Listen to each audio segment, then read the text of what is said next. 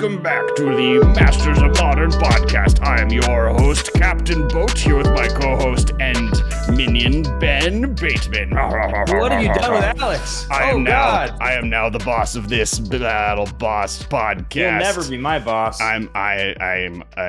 That's Captain. I didn't go to 7 years of captain school to not be called Captain Boat. I'm not Boss Boat. I'm Captain Boat. Not 1 minute into the show, and we are already completely off the rails. Welcome, everybody, to the MMcast, our weekly show. We talk modern content in the Magic the Gathering world, and we have a second half of a set review we have to do today for the newest set. That is true.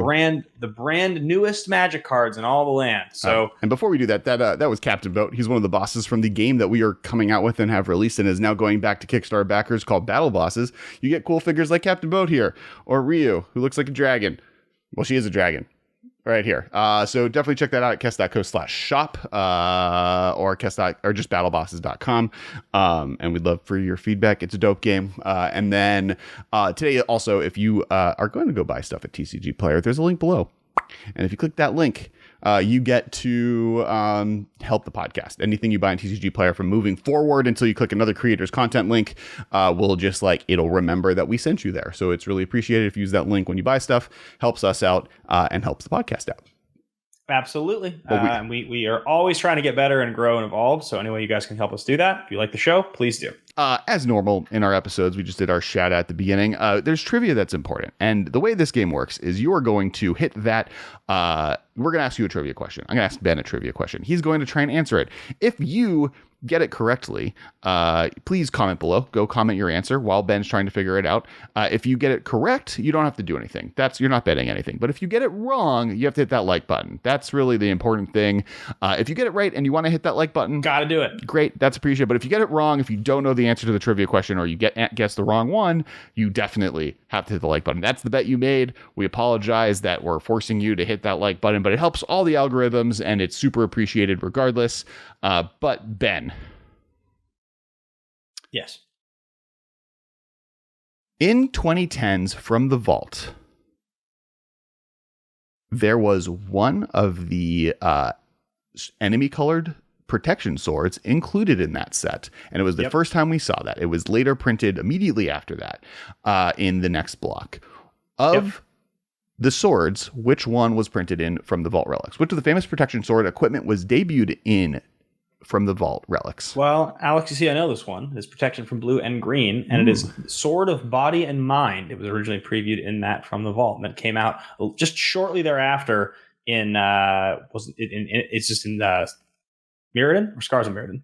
Not Mirrodin. You have to answer. You have to. I want that. That's another set. What set was it in? It came out in Scars of Mirrodin, I think. Yep, that is correct. What year? Oh. Okay, let's trace it back here and try to go back in my mind. Well, did you say it at the beginning? You might have said it. But Scars of Mirrodin would have got back in at New Phyrexia, I think. This is just before our friendship. It's 2010? Yep, correct. That was it. It was 2010. You got it. All right. So that's true, everyone. Hit that like button. And if you got it wrong, if you got it right, also just hit the like button. Come on. Be a pal. Friends. Be a pal. All right. And last thing, shout out to our patron, and specifically Patrick Davidson. Thank you so much for being a noble of House Martin. Pinkies up. Pinkies up.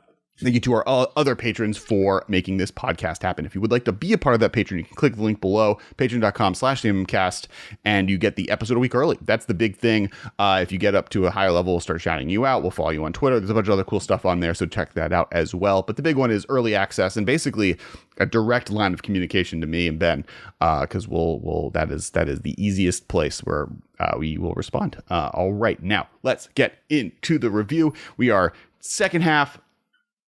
Gonna sneeze.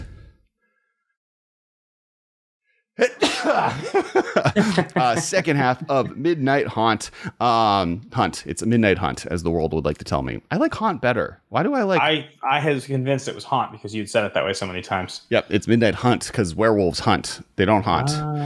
So today in the set review, we are doing Planeswalkers, enchantments, instants, sorceries, and lands. If you want to check out the previous thing, it is on the channel on YouTube or on any place you listen to your podcast for creatures and artifacts.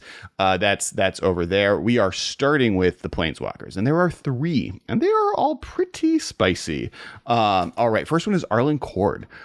So this is Arlen the Pax Hope, 2 red and a green, legendary Planeswalker Arlen, Daybound. +1 until your next turn, you may cast creature spells as though they had flash, and each creature you control enters the battlefield with an additional +1/+1 counter on it. -3, create 2/2 green wolf creature tokens. If it is on the Nightbound side, so you either did not cast spells that turn, or it is already night and you cast Arlen Cord into the nighttime, you can +2 to add a red and a green, and then you can 0 until end of turn. Arlen, the Moon's Fury, becomes a 5/5 werewolf creature with trample, indestructible, and haste. She is amongst the very few Gideons, Sarkons, etc. that can just get in a fight. She likes to brawl because she's a werewolf.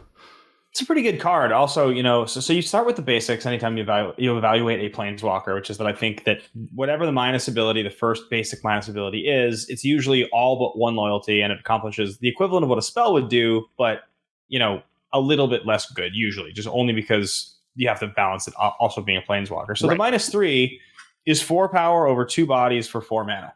I mean, we used to play in the first Innistrad, the black card, blue, it was like black 2, and it would make you 2/2 zombies. I think it had a flashback for like 7 or something like that.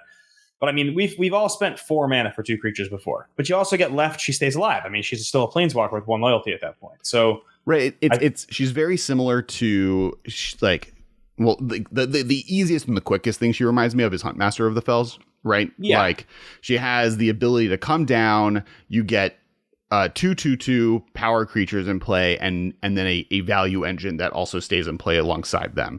And with Arlen Cord, in many ways, I think she's just better than Huntmaster because she comes down as the 2/2 sides. You don't gain life, so you don't have the stability. But then on the next turn, you're able to, allow you to create creatures, allow you to cast creatures with flash, which lets you flip her. And then when you flip her to the other side, you have a ramp spell, but more importantly, you have the ability, you have a 5/5. So you have your 2 first 2/2s and a 5/5.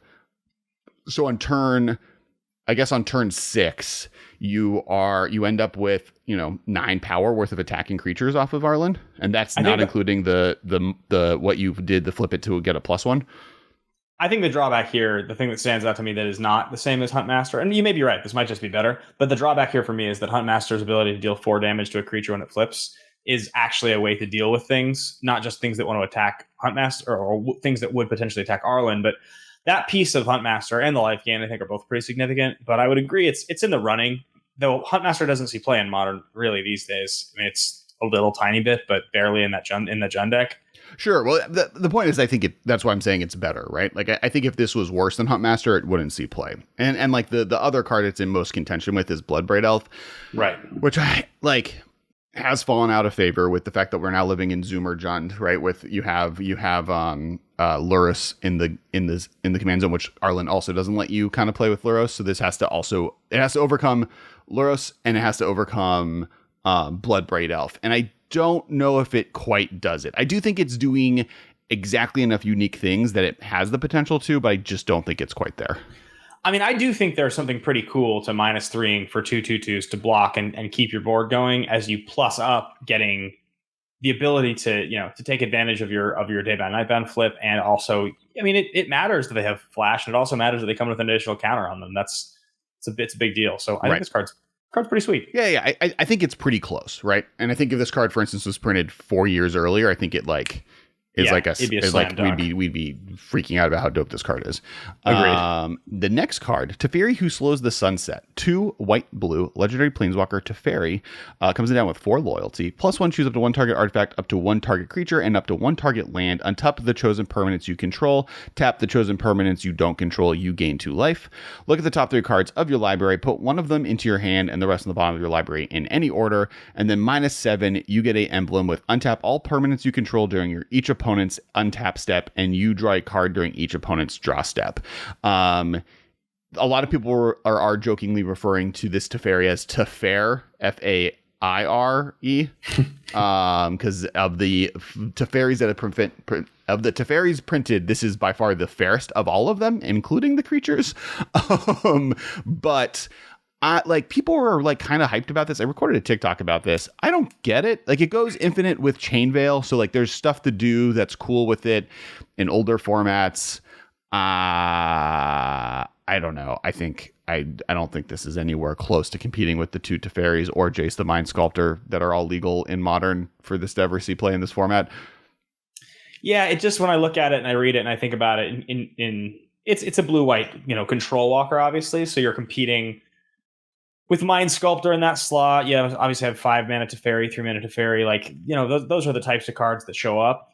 And I just can't see in my mind how this is going to be better. Yeah, and it's not even a control one. I think this card is best in Bant decks that have a like mana dorks, right? You need like this in Noble, like the fact that Noble Hierarch is as good as Noble Hierarch can be makes Teferi, who slows the sunset, a little bit better because you can combine them. Right. Right. So like, and that's good, but I still think he's not very strong. I do love his name though. Teferi, who slows the sunset, is like a dope. Yeah, it's cool. Yep, I'm into that. All right, next Planeswalker and last of the three, Wrenn and 7, 3 green, legendary Planeswalker Wrenn, 5 loyalty when it comes into play. You plus it to reveal the top 4 cards of your library, put all land cards revealed this card into your hand and the rest into your graveyard. 0, put any number of land cards from your hand onto the battlefield tapped. -3, create a green treefolk creature token with reach, and this creature's power and toughness are each equal to the number of lands you control. And -8, return all permanent cards from your graveyard to your hand. You get an emblem with you have no maximum hand size. Of the 3 Planeswalkers, this is the one. Well, this is already a dominant force in Standard, right? Like this has become one of the strongest cards in the format. In Modern, more things to leap over. I do think this has potential. The fact that this list of abilities is so good in Amulet Titan decks or decks with Amulet, because you can have Amulet in play and 0 and then take advantage of all of those lands entering play from your hand untapped, is a legit thing, right? Like that's, I think, where this card to me shines the most, as a useful one of card draw engine, or even sideboard against controlier matchups that like maybe have better creature removal but not Planeswalker removal. It is 5 mana, and 5 mana Planeswalkers have a much higher barrier to entry. Not to say that there's only a couple I can think of that have ever seen Modern play. Like, I mean, 5 mana Tezzeret before has seen some play. Gideon, the original Gideon. Teferi, 5 mana Teferi. 5 mana Teferi. There's been some 6 mana ones. In the world Yeah. No, I don't. But the ones that have normally have a reason for it, right? And like the reason 5 mana Teferi plays is because it's really 3 mana, but that you play on turn 5, right? It's like 5 mana, but then you can hold counter magic up. And Wrenn and 7 has that feature, right? It's if you have an Amulet in play and you play Wrenn and 7, you untap some amount of lands, whatever amount of lands you had in your hand.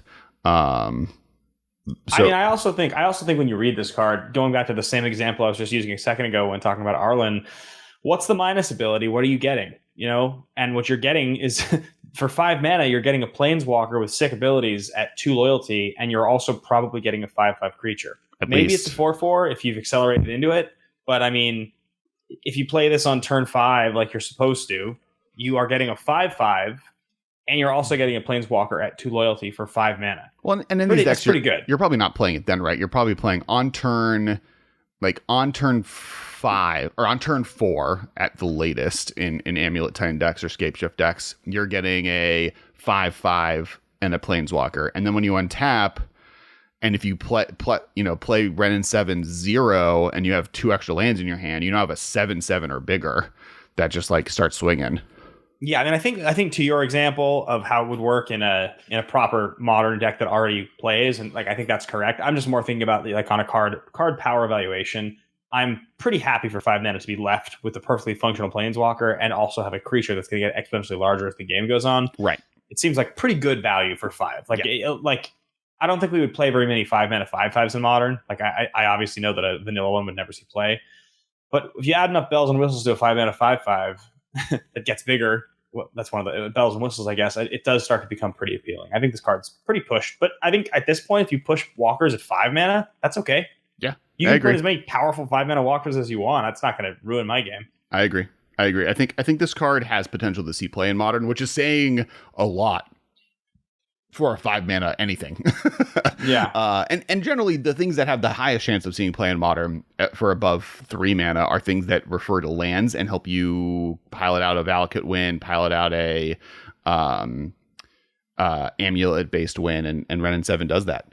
All right, we are now on to enchantments.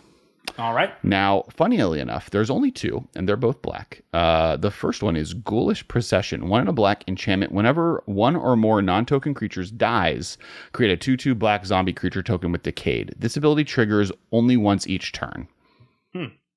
Okay, it can trigger once on each turn, though. So this allows all the creatures that you have that die in like an Aristocrats deck. Yeah. Non-token one. So like to come back. And people have also been pointing that's in the zombie list because you're playing with Gravecrawler, right? Like with Gravecrawler in this, you're able to twice a turn get just 2 decay zombies every turn. And decay zombies have something that's been really impressive to me. There's something that like I thought was going to be pretty bad and have been like a little bit more powered up than I thought they were. Well, wait, with Gravecrawler, you can sacrifice it on your turn and get a 2/2, but you can't sacrifice it a second time because it only triggers once per turn. Yeah, so you would sacrifice it on their turn. Correct. Right. So you can like go back and if you don't have a like thing to do with all your death triggers, but you just have like a sack outlet that lets you do that, and you can go back and forth. Why not get some extra zombies out of it? Better or worse than Blood Artist? In zombies, better. Not better. Different. All right. Like you can't get rid of it, right? It's much more removal resistant. It plays much more similarly to, and the zombie tokens you get benefited more than a Blood Artist that like any removal spell in Modern murders by itself. Blood Artist is such a sweet card. That is true. I mean, I don't hate a Blood Artist, but I think, and the fact that Blood Artist is a vampire, right? You don't get to like use any of the other tools to find it, or if you're playing anything like that. All right, the next card, which I think is the one people are talking about more. And speaking of Blood Artist, the Meat Hook Massacre, X black legendary enchantment. When the Meat Hook Massacre enters the battlefield, each creature gets -X until end of turn. Then it's an enchantment. Whenever a creature you control dies, each opponent loses 1 life. Whenever a creature an opponent controls dies, you gain 1 life. So if you want to talk about a Blood Artist, so for 2 mana, this has Blood Artist vibes, right? Your creatures, when they die, you any type of aristocrat stuff you're doing, your opponent loses life, and very difficult to get rid of permanent. Then you add the layer of whenever their creatures die, you gain life, so you get some amount of stability through it. And more importantly, it's also a good board wipe, right? For 4 mana, you get rid of all X2s. For 5 mana, you get all X3s. And you drain them. It's Black's specialty, which is what you see a lot out of Black, which is the minus. It gets around indestructible and hexproof as well. Yep. Yeah, which is pretty good. Yeah, it's pretty interesting. I gotta say, this kind of feels like a card that would have gone in Hunt and Handsome. Sure. Right? Yeah. I mean, for 2, it's just triggering. But it's supposed to be whenever creature. Okay, yeah, it's whenever one of their creatures dies, they lose a life. So it's still pretty good in that deck. I mean, it's not as good as things that are parallel. Sure. You know? This is also currently the most expensive card in the set, I believe, with $36. Wow. Foils are going for $80. Jeez, people like this card a lot. Yeah. So this card's pretty high. Now that I think has a lot to do with Commander, but also just viability, like what we're talking about. This is like a modern playable card. The fact that you can also play this in Lurrus decks because it's a 2 mana card is like a big important thing to keep an eye on here. That's big game for sure. I mean, look, it's at a minus pair. It's basically Perish for 4 mana if you cast it like that. Mm-hmm. Perish has never seen play really in Modern. But Perish didn't come attached with a Blood Artist, right? Like, no, I mean, for sure. I just mean like when you're trying to sort of compare this to something previously, Perish costs 3. It would be the equivalent of -1ing everything for the same cost. It does make me wonder: is -2 just not good enough? And if this starts to cost 5 for people, are they never going to play it? But I do think the point about having it in Lurrus is pretty. I think the versatility is also. Well, but you cast this before you cast Lurrus, right? Yeah. Or if you need to out of your graveyard, you can. It's like an option. I think the fact that this is going to be a card that when you need it can scale up well. Like, yes, it doesn't get rid of the 4 pluses, but there's so many creatures in Modern. Like, that are X1s, right? Like just like I wouldn't play Perish by itself, right? Because you'll just like sometimes it'll be dead. But the fact that when it's dead, you can wait a turn and now it's not dead. But most of the time you're getting rid of Ragavan, you're getting rid of Dragon Rage Channelers, you're getting rid of you can get rid of a lot of stuff. I think it's pretty strong. Especially for stuff like Boomer Jund or Zoomer Jund and other stuff like that. All right, that is enchantments. We're going on to instants, and this is a much longer list. All right, the first instant is Consider. I think this is one of the cards that even before the set was spoiled, we all knew was going to be a big deal. 1 blue for an instant. Look at the top card of your library. You may put that card into your graveyard. Draw a card. This is Opt, but has Surveil instead, which is 99% of the time better than bottom of the library. Scry. Yeah, it's true. I mean, this is a big deal because you're combining what you would get out of an Opt and out of a Thought Scour, essentially. Mm-hmm. It's like a hybrid of those two. And I think the reality is Thought Scour has been one of the most played blue cantrips ever printed. And so is Opt, right? Opt is very well loved. So this to me feels like the perfect hybrid, and I'm very excited about this. Putting cards in the bottom of my library, and it was never something I gave much of a damn about. Yeah, I think like the only decks that are really ever going to care are decks that were playing Opt and we're also playing with Eldrazi. For whatever, you want your Emrakul to, but even then, you want your graveyard to exist, but you're playing Emrakul is the only thing I can think of. But even then, yeah, I don't see a world where Consider just isn't straight up bonkers. And it's even better now because Esper Reanimator lists. We'll talk about Faithful Mending in a second, and how this also leads into the more abilities for blue-white decks to get cards into their graveyard. Yeah, I think Consider is really strong. The next card we're going to talk about is Otherworldly Gaze, a blue for an instant. Look at the top 3 cards of your library, put any number of them into your graveyard, and the rest on the back. Rest back on top of your library in any order.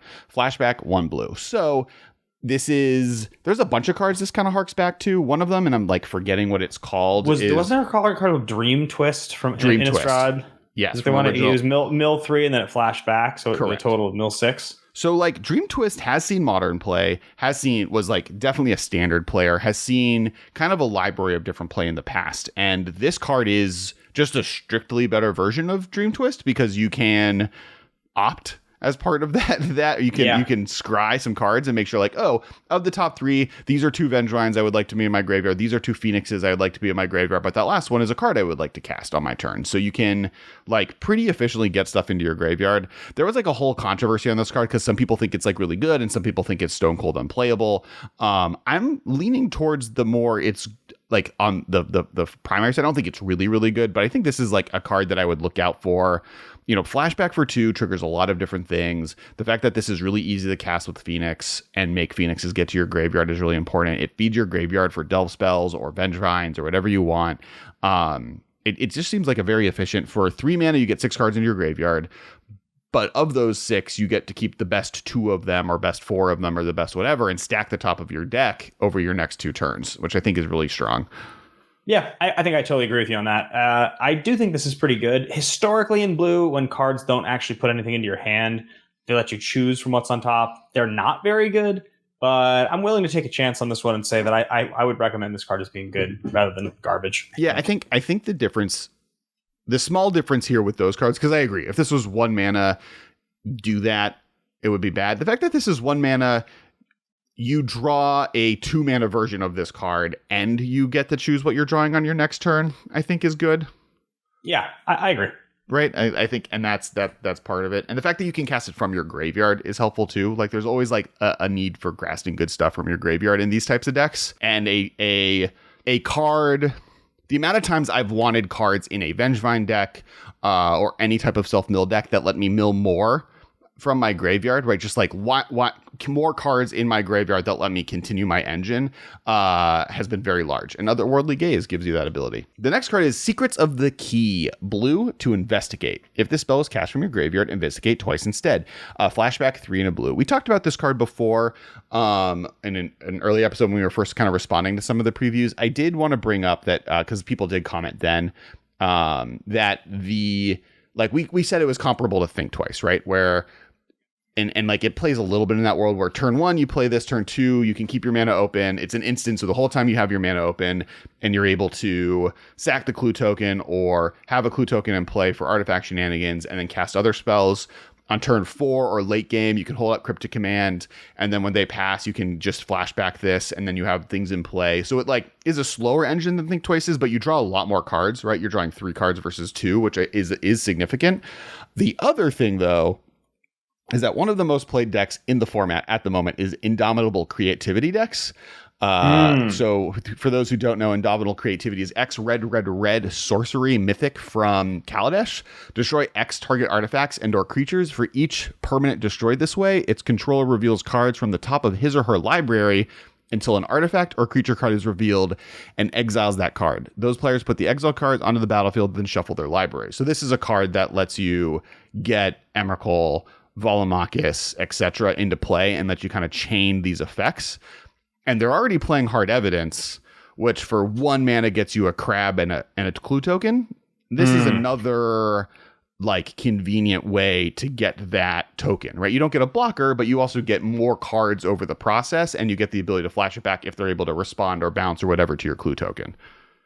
Yeah, one of my estimations of this card that when we talked about it last time was I was saying that it's really cool, and I think the thing about it that really makes it stand out is anytime you have like more permanents, more types of permanents, like if, whether it's you're talking about creatures coming into play, tokens, you're talking about clues, treasures, anything like that. There is always a way to take advantage of that. Whether it's like gaining life whenever artifacts come into play, creating metalcraft, like there's just a million different things. So I really like this card because I think it allows you to trigger prowess a couple times and also gives you resources. I think this card's sweet. Yep. Next card is Turn the Earth. Green, instant, choose up to 3 target cards in graveyards. The owners of those cards shuffle them into their libraries. You gain 2 life. Flashback, 1 and a green. This is really similar to the blue-green card that has flashback. That I'm forgetting the name of, so I'm going to look it up. Journey. The one from Innistrad. Yeah. Memory Lapse? No, it's not. Memory's Journey.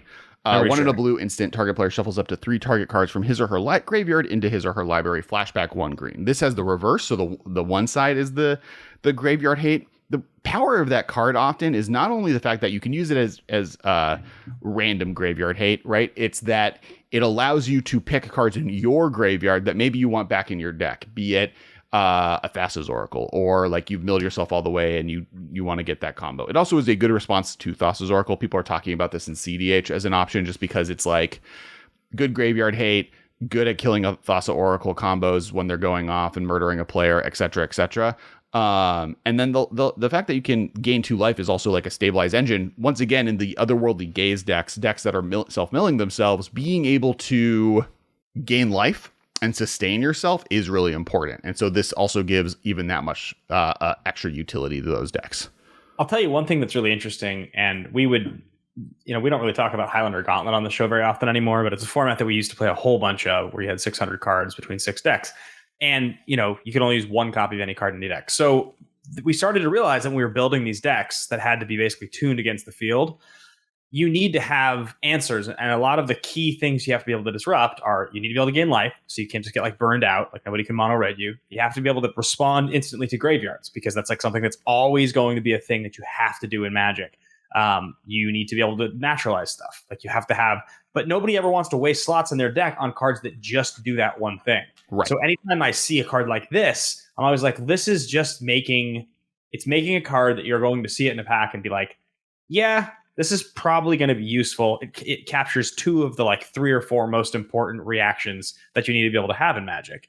Gaining life and also shuffling cards away. It's pretty powerful, actually. They didn't use to print cards that had nearly as many bells and whistles in this sense, or you could do multiple things with the 1 card. Saving your things in your graveyard, eating things in your opponent's graveyard, triggering flashback or spell-based bonus effects, gaining 2 life, and being able to discard this for an effect later are all things that I look at as a powerful card. And one of the reasons I love flashback, right? And this card seems really sweet, and I can imagine it seeing play. I don't know if it'll like out of the gate see play. Endurance obviously is like a competitor for what this card is doing, but I think in the long run, you're going to see Turn the Earth like randomly show up in different sideboards and or main decks all over the place.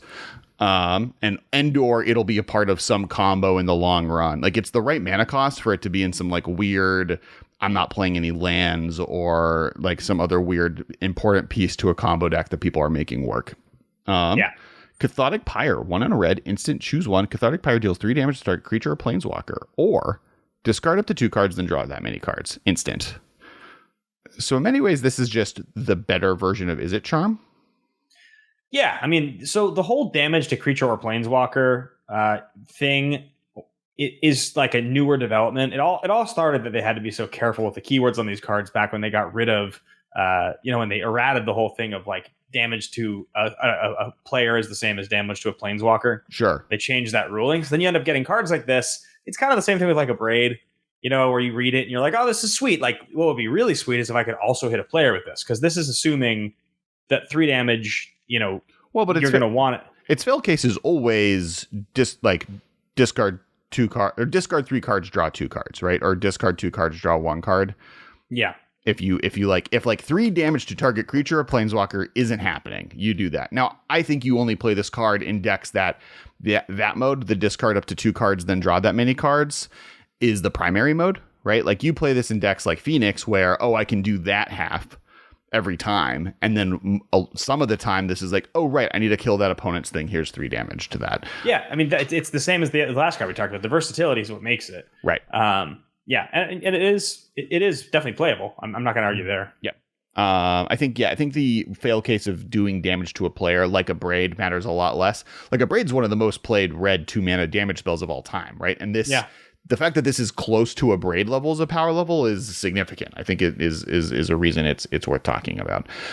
All right, the next card, and maybe one of the most played cards out of the gate in Modern and every format, is Faithful Mending. White, blue, instant. You gain 2 life, draw 2 cards, then discard 2 cards. Flashback 1 white and a blue. This card's good, man. This card's really back. good. It has 1 extra mana. It's 2 colors, neither of them red, but it gains you 2 life. This just enables the annoying thing I have about this card is this card is so good as is, which just like puts the final nail in the coffin that like Faithless Looting was too good and should have been gone a while ago, right? It's like, if Faithless Looting was gold, not even in red, in white, one of the colors that needs this the least, and you just like added 2 life gain to it, it would be just as good. Yeah, fine.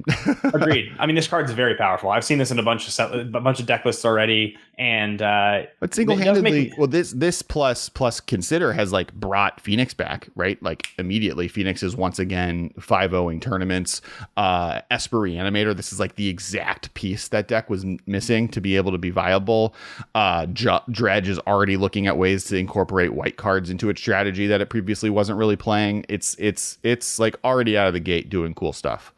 Yeah, I mean, that Faithless Looting effect, I think we probably all knew what was happening, but maybe none of us really acknowledged that was a pretty unique thing. Like there had only been one version of that card that had existed, and it was in blue, and it wasn't in Modern. So I think the fact that we now have this again is like, okay, I'll pay an extra mana for it. Like my whole deck was built around this. And the flashback is important. I think people like really misunderrepresented or understood like, the fact that Faithless Looting could draw into a Faithless Looting and then discard a Faithless Looting was really powerful, right? So by playing 4 of these, you can get rid of the other ones because they're in your graveyard now, and being able to flash them back is so powerful. I'm excited to do like Esper Reanimator. I'm excited to do Esper, like take Mardu Aristocrat or Mardu young Mardu Pyromancer, and like see if you can come up with a Jeskai Pyromancer or a or even just like get rid of the Pyromancer and do Esper Pyromancer, but use like the witch that makes pest tokens for 3 mana. Right. I think there's like really cool stuff you can do with this card. I'm really excited that there is a replacement for Faithless Looting within Faithful Mending. Yeah, watching the results already on this card makes me think this might end up just being the best card in the set. It does kind of seem like that's the direction we're going. Yeah, I think like it and Consider are really like the only 2 cards I would say are in super contention for best card of the set, especially for Modern. I'm like looking at any other cards we will be talking about. There's a few cards that we talked about on last week's episode. Like there's a couple, but I think we were both pretty sure. Maybe Meat Hood Massacre, but yeah, I think I agree. I think that's like this is pretty hands down close. Consider just like Opt is already a staple of Modern, right? And like consider just a replacement that's better. Where like Faithful Mending. Ren and 7's a big one. I don't think Ren and 7 is close to these two cards. Fair enough. Fateful Absence. 1 and a white, instant, destroy target creature or planeswalker. Its controller investigates. Instant. So, Path to Exile variant. It costs 2 mana. They don't get a land. They get a clue token. Clue tokens are significantly worse than land tokens. Yeah, I mean they have to pay 2 mana to get a card. You're taxing. You're getting draw a card for 2 mana, but I just got rid of your planeswalker for 2. That's the trade-off that White's always had with cards like. You either don't get rid of the thing entirely or there's heavy restrictions. So you're talking about like Sunlance, or you're talking about like, hell's the card I'm thinking of? 1 white attacking creature, put it 3rd from the top. Oust, maybe it's called. Sure. I think that this card is like definitively better than Terminate. Partially because there's only 1 color, right? And like, so it can go in way more decks than Terminate can. And the fact that that's true. The biggest count against this to me is Prismatic Ending existing. Right. I mean, that card's become so heavily played, and this is not as good as Prismatic Ending. I don't know if it's not as good. Like, it's not as good up against 2 mana, 1 mana, and maybe 3 mana spells. Maybe. But instant speed is better at 3 mana for sure. And then anything above that, this is a better card, right? Like, I would much rather spend 2 mana to kill a planeswalker or creature than 4 mana to kill a 4 mana creature. Yeah, it's true. I mean, Prismatic Ending definitely has its restrictions, but it's a little more scalable, right? Because doesn't Prismatic Ending hit more than just creatures or planeswalkers? It hits any non-land permanent. Yeah, so that's the thing. So enchantments and artifacts, like sure. Yeah, I think that the ability to actually handle multiple different things is pretty strong. And this is just a removal spell, a classic creature. Mostly creature removal. I don't know. This card's good though. One of the fail cases is also destroying your own creature, right? Like the old Path to Exile Wall of Omens trick, and then you just get the Investigate token, right? If you need to, or like do that to Snapcaster Mage if you're just not drawing into what you need. Prismatic Ending just like is more versatile. I think they're comparable. I think Prismatic Ending is better, but I think Fateful Absence has a home in decks to play both alongside each other. Yeah, that's fair. And it's like that same thing I used to do when I would Pondify my own creatures, or I guess now Rapid Hybridization my own creatures to get like a 3/3 on turn 1. Mm-hmm. Next card is Geist Wave. 1 in a blue, instant. Return target non-land permanent to its owner's hand. If you controlled that permanent, draw a card. I think this card's really good. This is one of my favorite variations on this I've seen. Yeah, like already like things that benefit, and this is a CDH, like the start, right? Valuation in CDH, this card's bonkers because the ability to target something like a Dockside Extortionist allows you to kind of loop it in a way. So like Snap, for instance, is a CDH staple because it's a great thing to target your own things and your opponent's things as removal. And this plays in that space. So then the fact that it's good there, like that's vintage level power levels. So how is this applicable to Modern? And I do think there's enough cards like Wall of Omens said before, or even some planeswalkers that are about to be killed by your opponent. Like the ability to counter your opponent's removal and draw a card is really strong. And then it's just a versatile removal spell at other times, being able to bounce your opponent's planeswalker, being able to pounce a big token or whatever. So I think this card's really powerful. Yeah, I also could see there's a lot of decks that I think would consider using this card. Things that have like a lot of ETB triggers, like you mentioned. But I mean, even if you were to take something like Humans, like I could see Humans playing 2 copies of this card. It could be the difference between getting 1 blocker out of the way to win the game, or it also could be the difference between bouncing your Thalia's Lieutenant back to your hand in response, drawing a card. Now you replay it the next turn, you get the counter on every creature. It's just this card does a lot for not very much. It's pretty unique actually. Yep. Agreed. The next card we're going to talk about is Rite of Harmony. Green and a white for an instant. Whenever a creature or enchantment enters the battlefield under your control, this turn draw a card. Flashback. 2 green and a white. So we've had this in blue, green, and modern. On the ban list is this for just 1 green. So whenever a creature enters the battlefield is something to always look at. The blue, green one was always in a weird spot because there's no reason to ever play blue, green elves. Add that to like, it's just like 1 mana expensive. Like, is 2 mana really like good enough? But green, white elves, there is a reason to play white and elves, right? There's a lot of really easy ways you can get around having green and white in the deck. Not to mention like Abzan, right? Like that's the other classic version of the deck. And so this goes into the colors really well. The blue-green version of this, which I will look up in the middle of me talking about it's called Beck and Call. Beck and Call has Beck has the call half, which is for a blue and a white and 4, put 4/1/1 white blue creature tokens and you can fuse them and play both. That's also not a thing like Elves really wants. Being able to flash this back, though, is insane. Like, from the perspective of, I have played Elves in Legacy where they have access to, what's the card? What's the green one? The 1 green one? Oh, Glimpse of Nature. Which is on the banned list. Glimpse. So Glimpse of Nature. The fact that they have access to Glimpse of Nature in Legacy, like, makes Elves a deck that often ends in the draw bracket because there's no way to stop them. You could like wipe the board. I Terminused Elves 4 times in a match, and every single turn it was like they would go for it, I would Terminus. They would go for it, I would Terminus, and it was just like a nightmare. And because they would just like redraw their hand every time, and the fact that if they like do it the first time and they have a fail, they could just cast the flashback half later when they have enough mana for it is like so much resilience to elf decks that I'm like surprised this card isn't being talked about more often. Yeah, I mean, it definitely, the thing you mentioned about the 4 flashback at that point you have so much mana anyway that it doesn't really matter that it costs 4. You're just trying to keep the engine rolling, and being able to do that twice in a turn just from this 1 card is a pretty big game. I was also trying to remember if Abyssin's Pilgrim. It's a human. It's a human mod. Yeah, there are no elves or goblins on Innistrad. Gotcha. So yeah, that makes sense because I was going to say either that or Hierarch could both be good in the deck. Yeah. There are none of the main. Well, I guess Merfolk, goblins, and elves are not on Innistrad. Zombies and vampires are, and humans.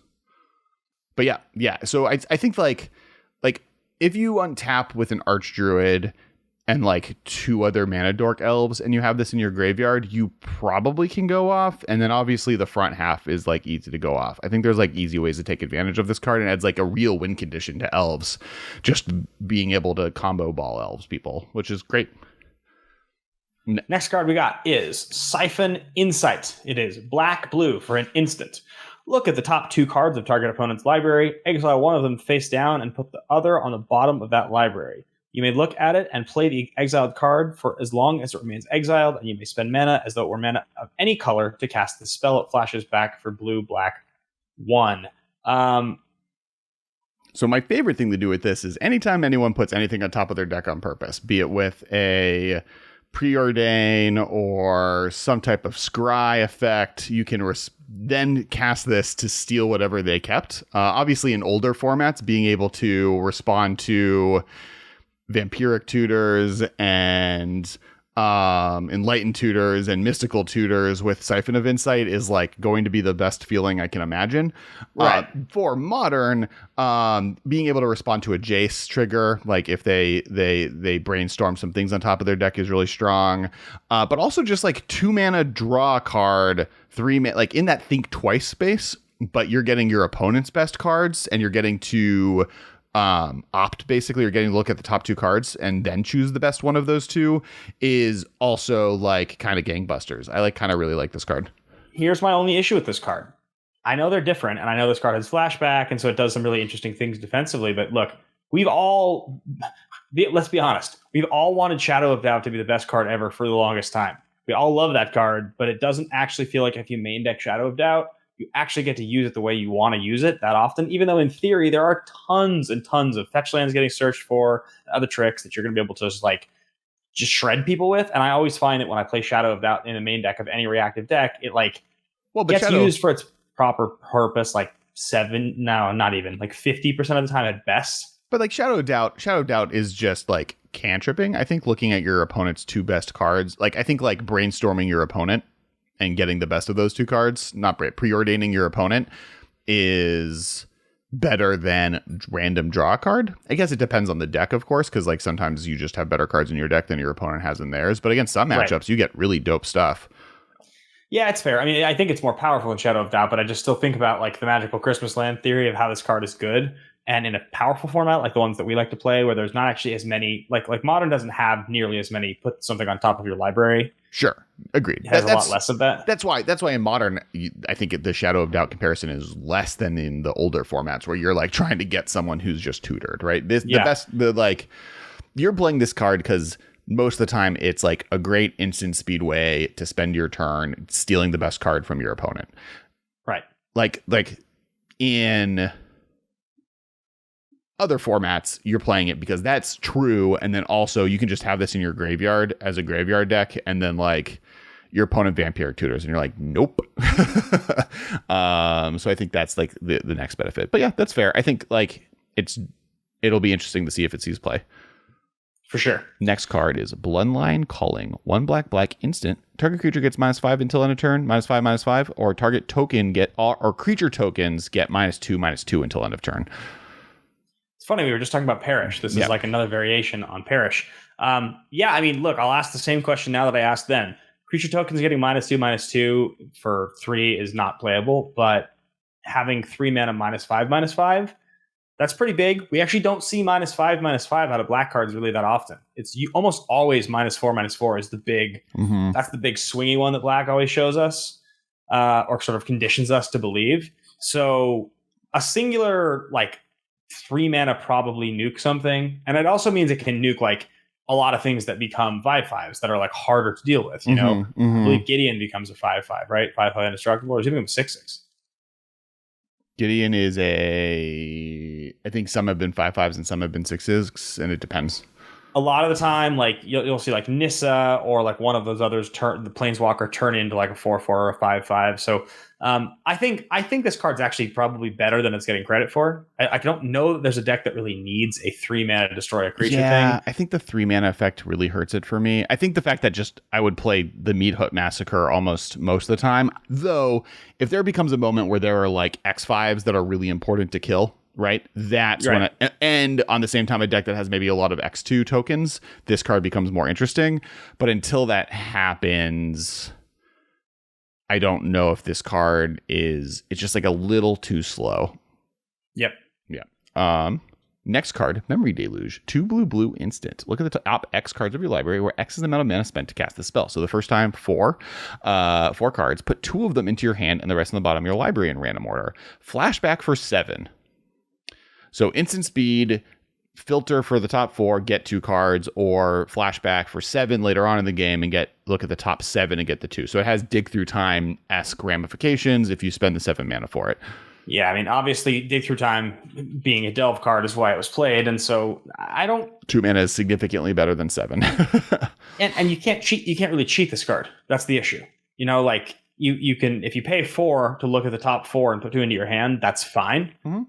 Having flashback to do it for 7, also fine, but like very expensive. Like blue decks are almost always going to be more efficient than needing these casting costs. This like doesn't feel like it's actually reflective of where the format is at all. Yeah, I mean it in the blue. I mean, like blue white is doing very well right now, right? Like that is one of the best decks in the format at the moment. And having a card that like plays well with Archmage's Charm and Cryptic Command, like they're playing fact efficient, right? Like, and that's what this card would compare to is like a fact of fiction effect. And is this card better than fact of fiction is the real question to me. Fact or fiction. Fact or fiction. Sorry.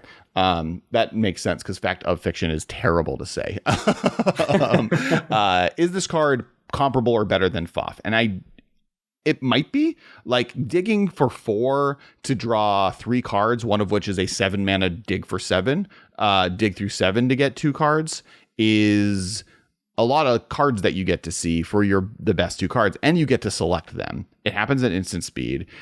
Is that better than drawing the FOF game? Like as much as FOF is fun, right? Like that's a different issue on its own, but like I get to put a pile in front of you. You get to separate those 2 cards into 2 piles, and I get to pick the best of those 2 piles. So the best 40% of the cards you see, I guess, would be how I'd refer to it, versus Memory Deluge, which finds the best 2 cards from your top 4. It's kind of comparable. I mean, I think this card's really good. You know, FOF sees 5, not 4 for 4 mana. Doesn't have flashback though. But you are likely to not get the best 2 cards from those 5, right? You're True. going to get, you almost always are going to take the worst version that has 3 because they give you a bunch of lands. Like you're going to either get the best 1.5 and then the worst. Yeah. It's, first of all, not a lot of decks in Modern, I think, have been playing Fact or Fiction for a while. I think it's good, but I don't think it's like the most beloved Modern card. I mean, blue-white X Control is currently the most played deck in the format at the top table, 6.4% of the metagame, and they generally run at least one Fact or Fiction. Right. So, I mean, that's like a one-of. So I'm trying to think of like, you know, does this replace the one-of in those decks? I'm saying maybe. Like, it might, like, especially because like those decks also have like Shark Typhoon, so like you can have Shark Typhoon in play, and then like late game when you've drawn it out long enough, cast this for 7 and get a 7/7 Shark. I think also probably the other thing that maybe works in favor of this card is that I think those decks often get to a slow grind late where they actually have way more mana than they know to deal with. Mm-hmm. And so just having this available to you in longer games, it probably depends on the speed of the format is what you can justify playing this or not. And that probably is more of a meta call if blue-white is playable, if the format's extremely aggressive. Because, and by the way, standard players, the fact that we're considering Memory Deluge comparable to FOF, which is one of the best card draw spells in blue of all time, tells you how good this card could be. Now, FOF has not seen a lot of play in Modern. To Ben's point, it just only recently really started seeing play as one of the better instant speed card draw engines, and this is of that level. That's kind of, I think, why people are talking about it, is I do think this is FOF comparable. You get the best 2 cards plus a bad 7 version of this spell that if you're able to draw the game out, so you have the ability to cast for 7 mana at instant speed because your opponent just didn't do anything that turn because you're holding Cryptic Command up or Archmage Charm, so they like don't want to play a spell into it, and you're able to cast Memory Deluge, get your next 2 Archmage's Charms. Like, how does your opponent ever come back from this card being cast twice? Yeah, that is true. It's definitely a tremendous amount of advantage. Before you jump into Sorceries, make sure to check out battlebosses.com. If you see this boss, this is a game I made. Ben helped in a lot of the development of it as well. You can get all these different bosses. This is Nightmare. That was Captain Boat. And it plays kind of like Magic meets a tower defense game. It's really, really, really cool. And it's out as we speak if you buy it. Also, Marshall, one of the editors of the podcast, was one of the main playtesters, helped even come up with some of the bosses. He helped come up with the gameplay for Captain Boat, and was the original person like, hey, we should do a pirate ship tribe. So yeah, check it out. And now we're going to talk about sorceries. Yes. Grawl from the Cellar. Black, sorcery, return target creature card from your graveyard to your hand, put a +1/+1 counter on up to 1 target zombie you control, flashback 3 and a black. Now, I think the issue with this card is that it requires a zombie to be in play, correct? To cast it, or you don't need it. You don't need to have targets for both things. Play on up to 1 up target to 1. zombie you control. So if that's not true, then getting the ability to flashback for a 3 and a black to get a zombie into, like, get anything from your graveyard is like a thing, right? Like, there aren't a lot of in Modern playable buyback cards for that amount. There's like, you could just cast like full on reanimation flashback spells theoretically, but you don't have the 1 mana option of being able to buy stuff back as like a playable version of this effect. So close. I think it just is missing it. I think like if this was 3 mana and it didn't have the second effect, this could be Modern playable. Or like there are decks in the long run that might want to see a deck like this that are able to mill themselves and then get cards back from their graveyard. I think it just misses it. Yeah, I think the 4 on the backside of it is just a little too much. There's just more efficient ways to gain value than this. All right. Can't Stay Away. And just like peak kitty artwork with a little ghost kitty eating meat and a bunch of little other cat friends. White and a black sorcery. Return target creature card with mana value 3 or less from your graveyard to the battlefield. It gains if this creature would die, exile it instead. Flashback 3 white black. Now, this is closer to something that has seen play multiple times in Modern's history. Yeah, this is pretty sweet. I mean, CMC 3 or less to the battlefield and flashing back for 5. I mean, you could be playing... That's 2 Merciperians. Trust me, I'm excited. You could be playing this card right alongside. God, I'm so bad with card names these days. My memory has rotted away. White, green, 1 green, white. The 3/2 creature that when it came in with Revolt, you would found something with 2 or less from your graveyard to the battlefield. Oh. Renegade Rallier, yeah. So like, I mean, if you put Renegade Rallier into play off of this card with a fetch land, then Renegade Rallier comes in and gets grab something else. Yep, true.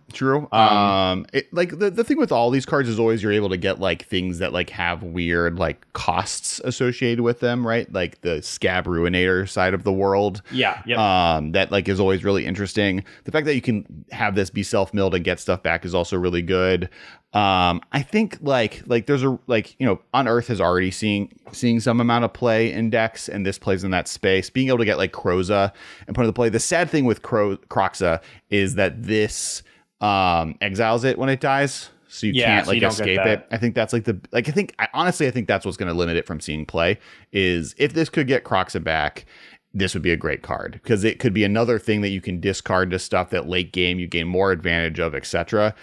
And I think it just is missing that factor. But I do think this is a card to keep. Like, if there's a time where there's another really good creature that, like, for some reason is hard to cast from your hand, but if you use this spell to put it into play, you can get it into play really easily. This card skyrockets in playability. Yeah, I mean, I like what you're mentioning. This card does interact really nicely with a lot of those cards that would always be considered for the, you know, cheat them into play because you can't cast them properly world like you're talking about. Mm-hmm. Whether Superior or Scab like Ruinator or anything like that. There's, I think, probably a place for this. You mentioned Unearth already, though, and Unearth only costing 1 and also having the cycling on it is pretty big. But then again, this flashing back later in the game is also enormously, like, very, very, very good. Right. Like, this makes... Like, this flashing back kind of makes me feel like... It just costs 5 to do it. It's like... I know, but what hurts me. If I'm playing the Superior deck, like if I actually am doing that, and I'm just looking to constantly get value, the single spell that returns Superior from graveyard to play, so like let's say you're playing Ojutai's Command, or let's say you're playing like Renegade Rallier, those are cards that you're going to only, like, you're going to play them one time in conjunction with the thing you're trying to cheat into play, and then that ability that they have is gone forever. Whereas this one, if you cast it early to get your cheat creature into play, and the game keeps going, having this flashing back for 5 in your graveyard means that you don't have to overload your deck with enablers to make those bad creatures work, because you're going to be able to use this one later in the game when you happen to draw top deck Superior, right? You know, you don't know what to do with it. You have something in play that allows you to put it in your graveyard. Now, like, this thing just gets that into play. I mean, I guess the answer there is don't blame your Superior because you'd like to just be able to cast your top deck. But, like, I do think... Say what? And it's bad. Yeah. I think the place that sorry, finish your sentence. I just think, like, if you have a deck that's getting Scab Ruinator into play, let's say you're playing this alongside the new Faithful Mending, and you, like, turn 2, put Ruinator in your graveyard off the draw discard, and then, like, turn 3, cast this holding open counter magic kind of a thing. Mm-hmm. Now, like, you're playing a control deck with a beefy creature they have to deal with. They have to kill it. And if they do, 2 turns later, you just play it out of your graveyard again. It just has a piece already stapled to it. And that's one of the things that's pretty valuable. One of the things that's interesting for me is I think it's really good with Lurrus as well, right? Like, because you can cast Lurrus from your graveyard. So it lets you rebuy your Lurrus if they kill it somehow. And, like, the card that also really is like Dwathi Voidwalker, right? Like cards that, like, are great when you sacrifice them and then you get to rebuy them, I think is really powerful. Not to mention just being able to get Ragavon's back or Dragon Rage Channeler cards that Dragon Rage Channeler milled. Like, there's stuff that gets it back that's pretty well. It sucks that it doesn't work really well with Kroxa, but it does work with everything else around a Kroxa deck, and playing that as a one-of over maybe the, like, one Unearth or as, like, just a supplement to Unearth is maybe powerful enough. Yeah, agreed. I like it. All right, next card is Ghoul Caller's Harvest. Green, black, sorcery, X. Create X 2/2 black zombie creature tokens with Decayed, where X is half the number of creature cards in your graveyard, rounded up. So if you have 10 creatures, you get 5 zombie tokens, right? For 2 mana. So I think, and then it has flashback for 5, right? 3 green, black. This card is close. The fact that for 2 mana you can get easily get 10 power into play or more that's hard to block is like really strong. And a deck like a Vengevine Mill deck where like this also can be in your graveyard as a late game win condition, where there's versions of decks where like you cast this on turn 5 and you get 20 power worth of power in play, right? Like having 10 creatures in your graveyard or sorry, you need 40 creatures in your graveyard to get. You need 20. Having 20 creatures in your graveyard is not unheard of in decks, right? It's hard to accomplish, but like even getting like it's a power per creature, right? So like 20 power is only 20 creatures. 10 power is 10 creatures. So I think that's a lot of damage for a spell that you can cast from your graveyard and is pretty redundant. And that doesn't include the like turn 5 cast or turn 4 cast this for green and black after you've mulched or whatever to mill yourself, get 5 power, and then turn 5 cast it again for another 5 tokens, right? And so now you have that 20 in play. It's a lot of value, and especially in a self-mill deck, it's just a lot of value, period. And there's like a lot of cards that are just like pointing to that deck being more possible, like those old Dredgevine style lists before like the Hogak era or the Hollowed One era of Vengevine, when it was like just unplayable. There are a bunch of tools now from this set that make it just that much closer to maybe be possible. I think also like this in a blue deck, in a Sultai deck with Snapcaster is probably a pretty good idea. I think that's pretty good. Yep, just like for 4 mana, get a bunch of creatures back. Just flashing it back for 4, it's pretty good. Also because like there are a lot more things that return a creature to your hand than a spell to your hand.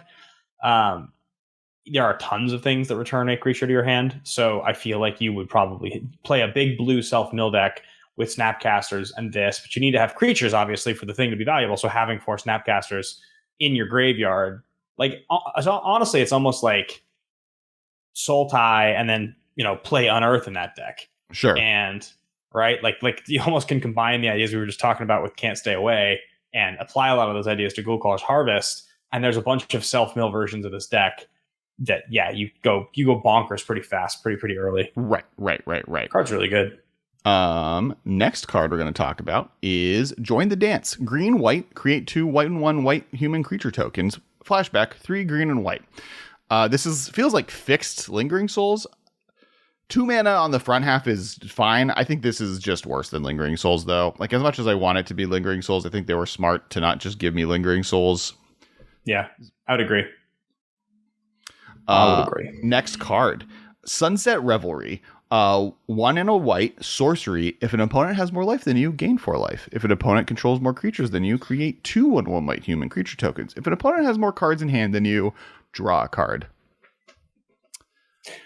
It's pretty good. This is like a timely reinforcements, right? This is exactly like timely reinforcements. I think this is just straight up a staple in Modern. I think this is on the list of, because like timely reinforcements has been like playable consistently through Modern's history as a sideboard card. You gain 6 life versus 4 life, which is like 2 burn spells versus 1.5 burn spells.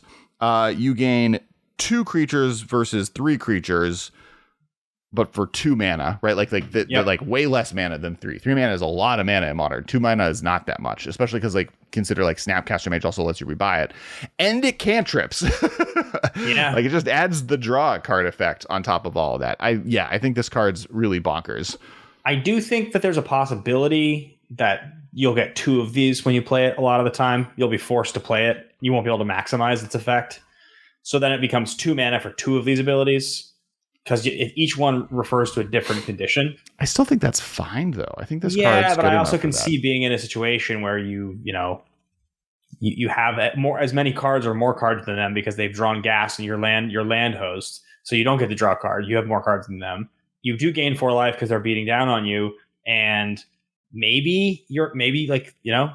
possibly they have more creatures. I think if you get 4 life and you get 2 tokens, this card is a Modern staple. I think I think that card is better than timely reinforcements because it's at 2 mana versus 3.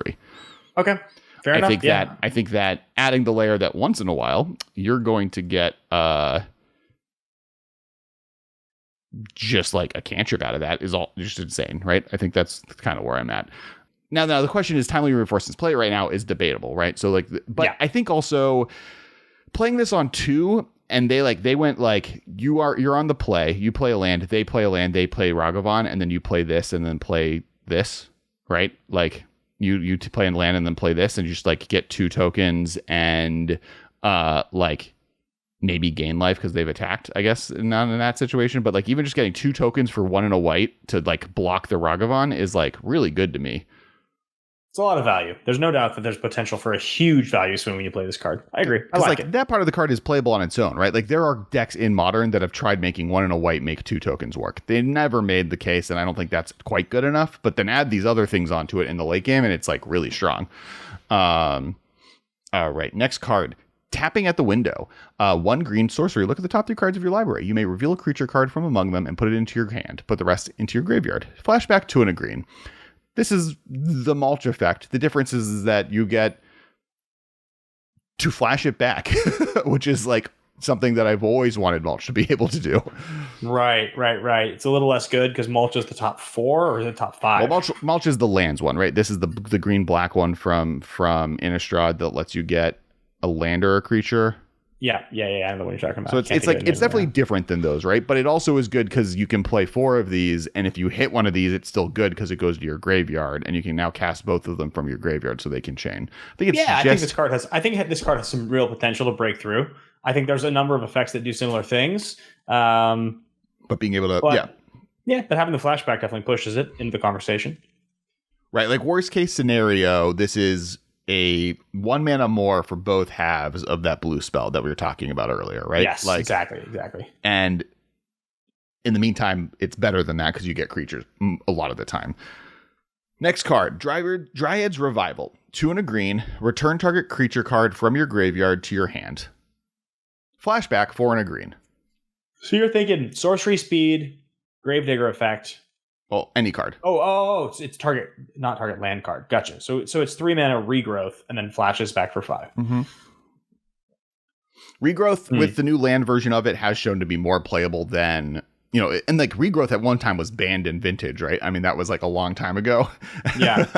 To me, what's interesting, this is the flashback side, right? Like now, kind of what we were talking about with the crawl from the cellar, the thing that you actually wanted was the ability to get anything from your graveyard, be it a reanimation spell, a digging spell, a creature spell. Like there's a bunch of stuff that self-mill graveyard decks are putting into the yard that just getting access to anything is such a leap above what they currently can grab their hands on that this helps them get there, right? You're now able to get the weird reanimation spell. You can get like Marked Grave if you want to get a specific card in your graveyard, or you can get Persist out of your graveyard to play something, right? Like it gives you a lot more resiliency and gets 2 cards out of it. It is 5 mana, which is a lot, though I think this card you play like one of as like just a like resilience to interaction card or against control decks.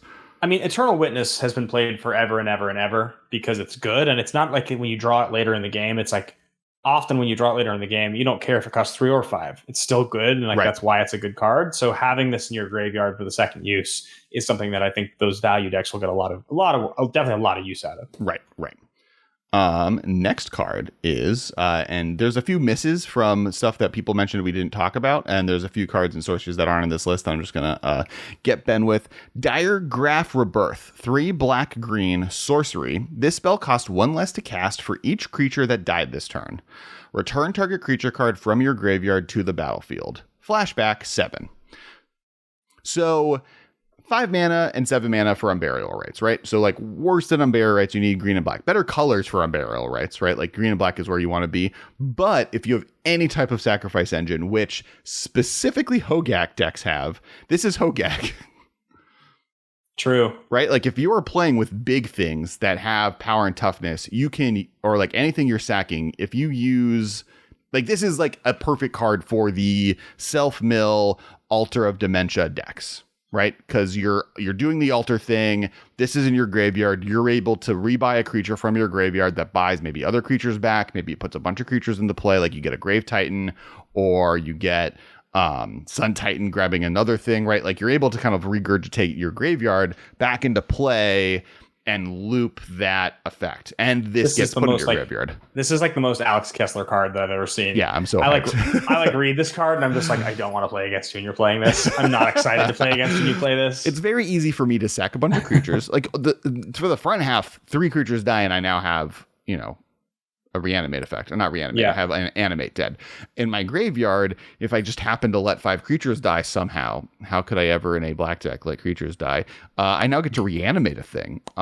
This card's fire. I love this card. And it's in better colors, right? Like the problem with Unburial Rites is that black and white don't always want to be doing this activity. Green and black do want to do this activity significantly more often. I agree. I think this card is dope. I think this card will make an impact for sure. Yep. I'm super hyped. I think the loop of having to get all your creatures to die is a real loop, right? Like this card is bad when you're not able to go off, but the fact that like Hogak decks with Altar of Dementia were able to do the thing so well, and Diagraph Rebirth with some like Vengevines in play can kind of continue that game on and get you some really big scary things is like really exciting to me. The next card, which is one of the misses that we had, which is Lear, Disciple of the Drowned. 3 blue, legendary creature, human wizard for a 3/4. Spells can't be countered. Each instant and sorcery card in your graveyard has flashback. The flashback cost is equal to that card's mana cost. People are talking about this in Storm decks as like a sideboard option, or just like a good, like, I played this creature, and if I untap with it, I win, and you can't stop me if I untap with it unless you kill it. And it's a 3/4, which does dodge chunks of removal in the format, as well as being a 5-drop. It is 5 mana though. It is. I mean, it is 5 mana, but I think it gives you a pretty hefty amount of range. There's a card called was a Lich from was it Dralnu Lichlord? Yeah. No. Yep. Dralnu Lichlord. Blue black 3 from, and it was from like 3 original. blue black, power and toughness, whatever. You can tap it to give a card flashback, but if a permanent you control were to take, if you were to take damage, you had to sacrifice a permanent you control or something along those lines? I think that's what it was. Yeah. It's from like Time Spiral, I think. But anyway, that's like kind of what it reminds me of.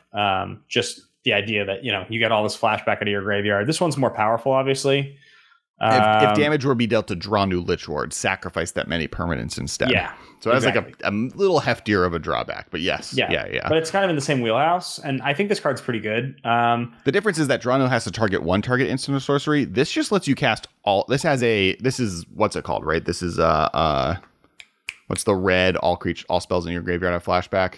Past and Flames. So 3 red, each instant and sorcery card in your graveyard gains flashback. So this has Past and Flame vibes, right? I mean, it is closer to the back end, the 5 mana half, but like it also is a creature, so you don't have to cast it within the storm chain. You can just cast it, pass. If it survives, you win. Yeah, I mean it's very good. Like, right? Like it gives you a crazy reach. It is funny in a blue deck that spells can't be countered though. Like this is the anti-counter magic the anti-counter magic card. Spells do that. I've seen blue spells do that. I mean, like in CDH, this card's already being obviously talked about because like both halves are like really important in that format. Right. Like this, like Kess is really good in CDH because it lets you rebuy Demonic Consultation or Tainted Pact or any of your tutors, and this lets you do that as well and makes them uncounterable, which is like the main form of interaction in the format. And creature removal isn't as hefty. So yeah, I think it's really cool.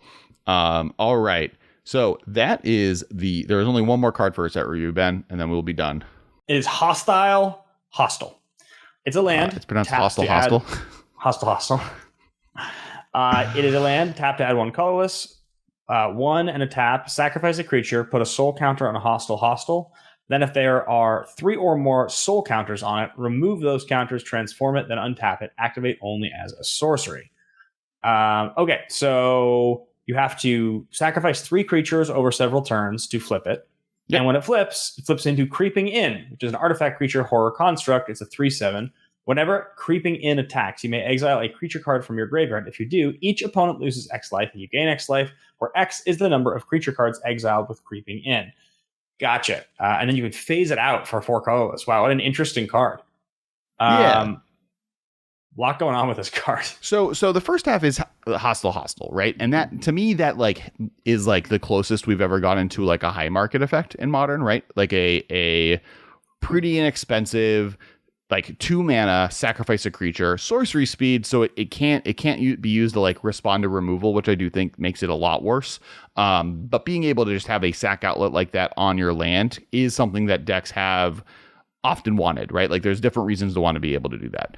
And then on the other hand, when you flip it, it becomes a pretty impossible to kill threat that, as it attacks, helps you stabilize, is great at blocking, phases out, so really removal resistant as a control threat. So I think even on that side, it's really cool. I think it's really awesome. It's one of the cards I've read so far that I've been most excited about. My only issue with this card is that I feel like I don't know, like sacrificing a creature at sorcery speed on my end for that much mana. Most control decks don't play a lot of creatures, right? So if you have like a bunch of tokens you can sacrifice, you have stuff like Wall of Omens or things like that, then you can get yourself into a situation where this is your finisher, because it's a good finisher. Yeah, it is actually. Yeah. It's a really good finisher. But I feel like the condition to have creatures in play to sacrifice, there are some control decks that know how to take advantage of that, but that hasn't been something that I would say is like consistently a big piece of control. Yeah, you want to be playing like Snapcaster Mages and Wall of Omens and like playing like a weird version of a like deck that sacks creatures and is doing this, which I think is a challenge. But if you can do that, I think it's really good. Also, the fact that the ability is only at sorcery speed hurts it in a control deck. Yeah, I think Mardu Pyromancer to me is actually the deck I think it's more interesting in, right? Or like Mardu Pyromancer-esque decks now that they're gonna maybe play blue-white. Do 3-color decks really want to rely on having a colorless producing land? I don't know if you have to be 3 colors, right? Like a black-red sacrifice. Like there's that Jund list that's been around that's playing Lurrus, and you're doing the like playing with the Mana Dork, and you're playing with the new Jund one, and you're playing with Dwathi Voidwalkers and Ragavan Dragonrage Channeler and Lurrus and that kind of stuff, where you're able to like sack and then gain the effect back by recasting it with Lurrus. Like that kind of stuff I think is like maybe an interesting thing to do with it. Mm-hmm. Like there's worlds of like people playing, what's the red black Mayhem Devil, right? That's the Mayhem, that's the one. Yeah, the black red, the Jund sacrifice decks where you're playing Bloodghasts and Mayhem Devils and Seasoned Pyromancers and Kroxas and Ragavans and Ignoble Hierarchs, Bloodhull Ooze, Wrenn and 6, Grist. Like with Grist, this card's really good, right? Like the closer to like Jund sacrifice Goblin Bombardment decks, I think this card's really cool in. Agreed. Again, I do worry in any 3-color deck, but you just play it as a spell, not as a land. That's how you have to play this card. Yeah. And it like the fact that they're playing a Noble Hierarch helps there, right? Like you're able to kind of go above that. Balance it out. Yeah. But yeah, as like just like a creature land option that like also acts as a sacrifice engine is like, I think really good for that deck. Yeah, really sweet for sure. All right. That is it. That is everything we're talking about today. The full set review, guys. Thanks for sticking with us for yet another set review here on the MMcast. Be sure to check out Battle Bosses. We mentioned at the beginning of the show, it is an awesome game made by Kess. Alex has worked his butt off on this game for a long time. It's now available. You can order it from us directly. It's going to keep evolving and developing, and I can attest. I have played it. I really enjoy it. You guys should check it out. Alex, if people want to just check out Battle Bosses, they should just go to kess.co, right? Battlebosses.com. Okay, battlebosses.com. Yep. Go check out battlebosses.com, and you guys can find out more about the game. On the other end of things, I mention this every show, but 1 month from now, I will be hitting the road. I'll be going to Denver, Austin, and Orlando that first weekend and playing 11 shows over the course of 5 weeks. It's going to be really fun. I'm definitely looking forward to it. If any of you guys have ever thought about maybe giving a listen to my music, I would appreciate it. I'm on Spotify, Apple Music, just Ben Bateman. My next song comes out in a couple weeks, and I'm hitting the road for the tour. So all the dates will be kind of like just meet and greets and hangouts, basically. So if I'm coming to your city and you want to hang out for an evening, grab a ticket. It'd be fun to see you there. Absolutely. And last but not least, make sure to check out that TCG player link below. I am at Kess Wiley everywhere on the internet. Tonight we are doing, if you're listening to this on Monday night, or if you missed it and you want to just check it out, because it will live there forever, or not forever, but until Twitch kicks it off as a VOD, we're doing our Innistrad Midnight Hunt Commander Brew Off on stream, twitch.tv/Kess Wiley at 7:30 p.m. PST, so you can hang out. We'll be playing a bunch of new decks. I'm probably playing the new Blue Black Investigate Legend. I don't know what Ben is playing. I don't know if he knows what he's playing, but we have a bunch of cool stuff. I don't know yet. I'm not sure yet. Yeah, so you're going to find that out. So we'll see you guys tonight if you pay attention to that. If not, we'll see you guys next week. Thank you so much, and we'll talk to you all every Monday on this podcast. Bye, guys. This has been a production of Time Traveler Media, sending podcasts into the future.